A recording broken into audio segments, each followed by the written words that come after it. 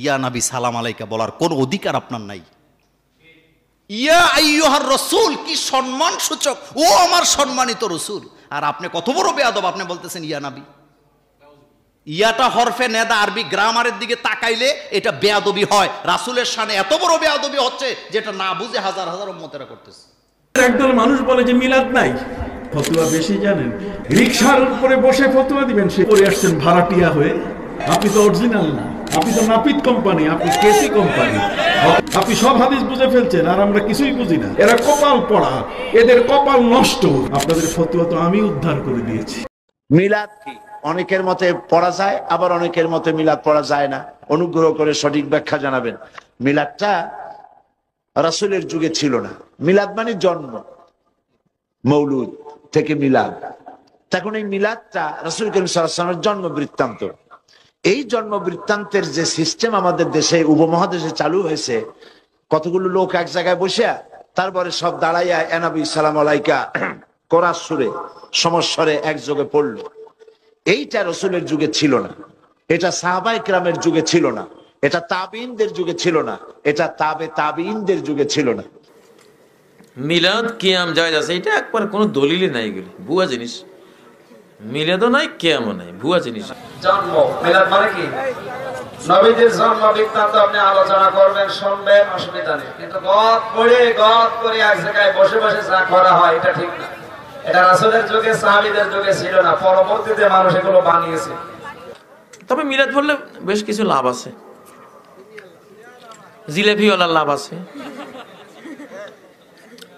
আগরবাতিওয়ালার লাভ আছে, মিলাদ যে পড়ায় তার লাভ আছে, কিন্তু কপাল পোড়া গৃহস্থের কোনো লাভ নাই। দুরূদ শরীফ পাঠ করা ভালো কাজ, কিন্তু আমাদের সমাজে দুরূদের সঙ্গে নানা ধরনের বিভিন্ন কাব্য এবং গীত এবং সম্মিলিতভাবে একসঙ্গে এক সুরে মিলিয়ে পড়াটাকে এটাকে একটি আনুষ্ঠানিক রূপ দেওয়া হয়েছে। এর কারণে দেখা যায় যে দুরূদের উচ্চারণের মধ্যে অনেক বিকৃতি তৈরি করা হয়, যাতে অর্থের বিকৃতি ঘটে যায়। তো মিলাদের এই যে রূপটা, যে সম্মিলিত কণ্ঠে তারপরে দুরূদ শরীফের যে উচ্চারণ, এটাকে বিকৃত করে যেটা পাঠ করা হয়, এটি সম্পূর্ণ নিষিদ্ধ, গর্হিত এবং গুনাহের কাজ হবে। এই জন্য দুরূদ পাঠ করা ভালো জিনিস, কিন্তু দুরূদ পাঠের জন্য একত্র হওয়ার নাম হলো মিলাদ। দুরূদ পাঠের জন্য সবাই একত্র হওয়ার নাম কি? মিলাদ। কোরআন এবং হাদিসে দুরূদ পাঠের আমলটাকে ইন্ডিভিজুয়াল আমল হিসাবে রাখা হয়েছে। এটা যার যার আমল, এটার জন্য একত্র হওয়ার কোনো প্রয়োজন। হজ একা একা করার জিনিস না, 5 ওয়াক্ত নামাজ পুরুষরা একা একা পড়ার জিনিস না, এখানে জামাতে পড়তে হয়।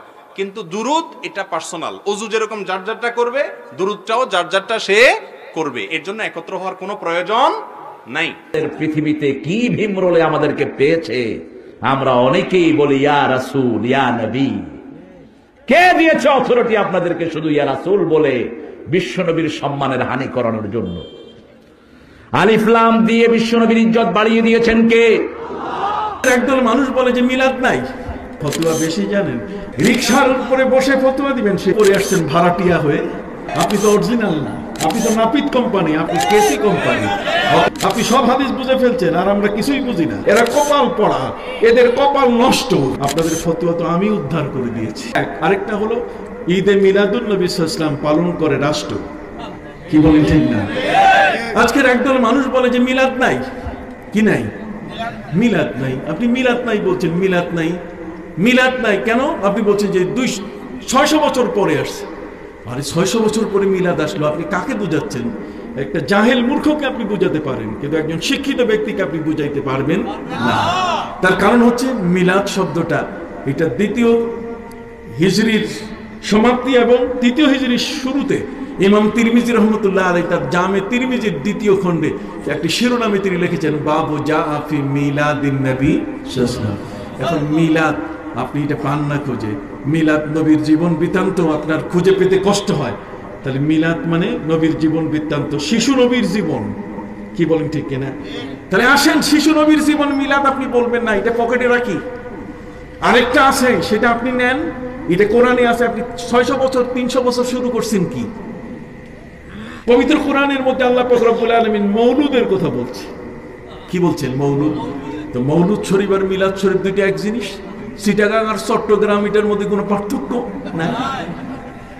কথা বলেন, চিটাগাং আর চট্টগ্রামের মধ্যে পার্থক্য আছে? সিনিন আর সাইনা দুইটার মধ্যে পার্থক্য আছে? ওয়াত্তিন ওয়াজাইতুন ওয়াতুরে সিনিনা ওয়া হাযাল বালাদিল আমিন। এখানে সিনিন শব্দ যে জায়গা, ওয়া শাজারাতান তাখরুজু মিন তুরে সাইনা তামবুতু বিদ্দুহনি ওয়া সিবকিল লিল আকিলিন। এখানে সাইনা বলা হচ্ছে, সাইনা আর সিনিন দুইটা এক জিনিস। তো কাজে মিলাদ আর মৌলুদ দুইটা কি এক জিনিস। তো মিলাদ আপনি পান না, ওটা পকেটে ছুঁয়ে নেন, আসেন মৌলুদটা নেন। কথা বল না, কি নেবেন? মৌলুদ। বলবে হুজুর কোথায় আছেন মৌলুদ? ওই কোরআনে আছে দুইটা জায়গায়। আল্লাহ বলেন ওয়া আলাল মাউলুদি লাহু রিজকুহুন্না ওয়া কিসওয়াতুহুন্না। কত বলছেন? লা ইয়াজজি ওয়ালিদুন আন ওয়ালাদিহি ওয়ালা মাউলুদুন হুয়া জাজিন আন ওয়ালিদিহি শাইআ। পবিত্র কোরআন মজিদের দুইটা জায়গায় কি আছে? মৌলুদ আছে, মৌলুদ শরীফ। মিলাদ আপনার এখন আসছে, কিন্তু মৌলুদ শরীফ তো সবসময় ছিল। মৌলুদ শরীফ, শরীফ শব্দ যোগ করলে আমার নবীর জীবন বৃত্তান্ত। আর নবীর জীবন বৃত্তান্ত কি? নবী কি বস্তির ছেলে নাকি? তিনি বস্তিতে জন্ম নিয়েছেন।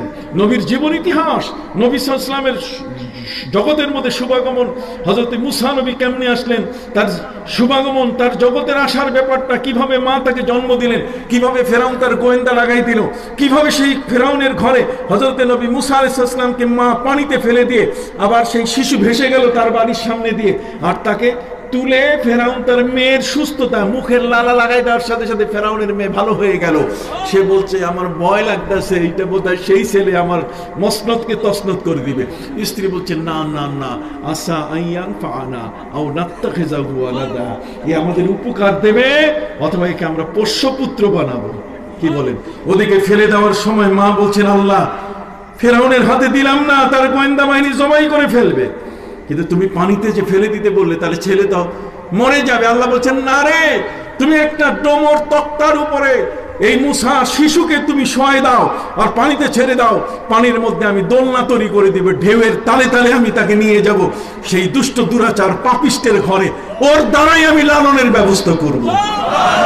কাজে মুসা নবীর মিলাদ ইতিহাস।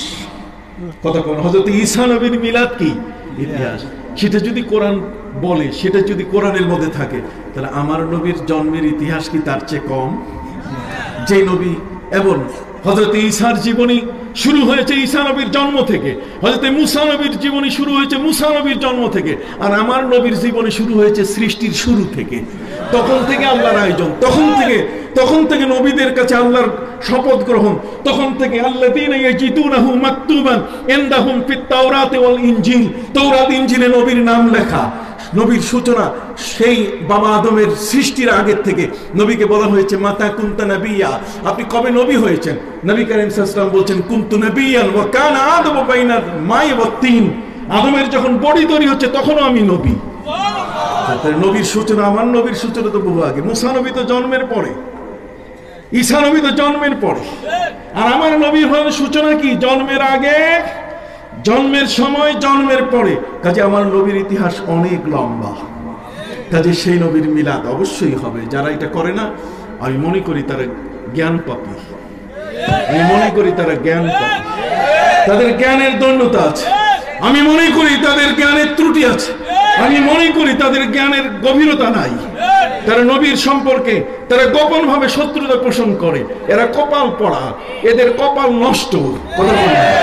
আমরা কপাল পড়া নই, আমরা নবীকে নিয়ে চর্চা করতে চাই। ওয়া রাফা'না লাকা যিকরা, আমরা তার আলোচনা করতে চাই।